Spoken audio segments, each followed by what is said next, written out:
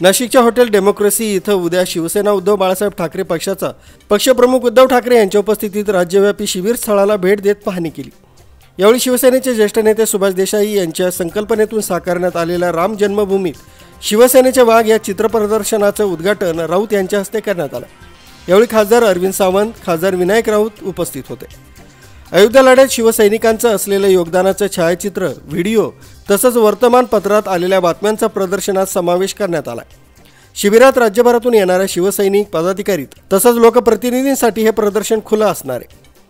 या सुधारणा करून राज्यभर हे प्रदर्शन दाखवण्यात येणार आहे। त्याची सुरुवात नागपूरवरून उपमुख्यमंत्री देवेंद्र फडणवीस यांच्या स्मृतीला उजाळा देणार असल्याचा खोचक टोला यावेळी खासदार राऊत यांनी फडणवीसांना लगावला। टायटल काय आहे? राम जन्मभूमीत शिवसेनेचे वाघ। ही जी संकल्पना आहे ही पूर्ण संकल्पना आणि हे एक प्रदर्शन इथे उभं राहावं यासाठी माननीय सुभाष देसाई साहेबांची मेहनत आहे। ही त्यांची संकल्पना आहे। जेव्हा हे अधिवेशन करायचं ठरलं तेव्हा त्यांच्या डोक्यात असं आलं की अयोध्येला आपण जात नाही, पण अयोध्येच्या त्या संघर्षामध्ये बाळासाहेब ठाकरेंचं आणि शिवसैनिकांचं योगदान आहे। स्वतः आपण पाहिला असेल, तरुणपणीचे सुभाष देसाई त्यात आपल्याला दिसतील। शाळेतला मुलगा दप्तर घेऊन जातो तसं ते सगळं पाठीला हत्यारं बांधून चाललेले आहेत। मनोहर जोशी आहेत, त्या चंद्रकांत खैरे आहेत, सगळे शेकडो शिवसैनिक आहेत। हा आमचा ठेवा आहे। काही लोक जे म्हणतात शिवसेनेचं योगदान काय, त्यांच्यासाठी हे दालन खुलं आहे। फक्त डोळे उघडे ठेवा आणि हे पहा शिवसेनेचे वाघ नसते। आपण ऐकलंच ना आता, शिवसेनेचे वाघ नसते तर या हिंदुत्वाला आणि या हिंदू राष्ट्रातला जो कलंक होता अनेक वर्षाचा आपल्या राम जन्मभूमी संदर्भात तो दूर झालाच नसता। आता कोणी किती श्रेय घेऊ द्या, हे जे प्रदर्शन आहे त्याच्यामध्ये अजून सुधारणा केली जाईल। हे फार घाईघाईनं देसाई साहेबांनी करून घेतलं आहे।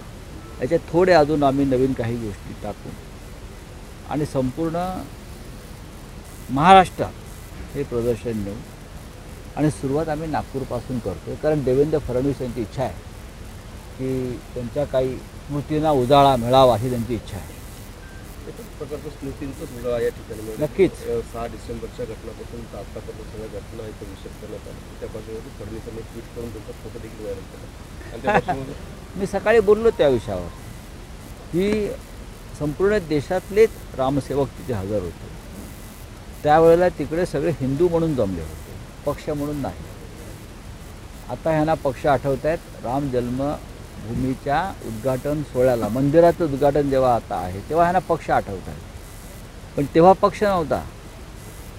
त्यातले 3 प्रमुख नेते होते, अशोक सिंघल, हिंदू हृदय सम्राट बाळासाहेब ठाकरे आणि लालकृष्ण अडवाणी। या 3 आणि नृत्य गोपालदास महाराज राम जन्मभूमी न्यासरक्षक होते। ते त्या आंदोलनात प्रत्यक्ष सहभागी होते, ते मी पाहिलं आहे। त्यानंतर विनय कटियार तिथे होते। विनय कटियारना मी तिथे खूप वेळा त्यांच्याशी बोललो आहे, मी पाहिलेलं आहे। हे प्रमुख नेते तिथे होते आणि त्यांनी हे आंदोलन पुढे नेलं, लोकांना प्रेरणा देणं। बघा की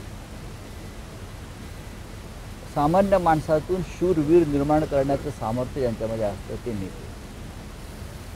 हौतात्म्य पत्करण्याची तयारी जेव्हा एखादा तरुण करतो तेव्हा त्याला तशा प्रकारचं नेतृत्व लागतं आणि अयोध्येच्या आंदोलनामध्ये अशा प्रकारच्या तरुणांना प्रेरित करण्याचं काम हिंदू हृदय सम्राट बाळासाहेब ठाकरेंनी केलं।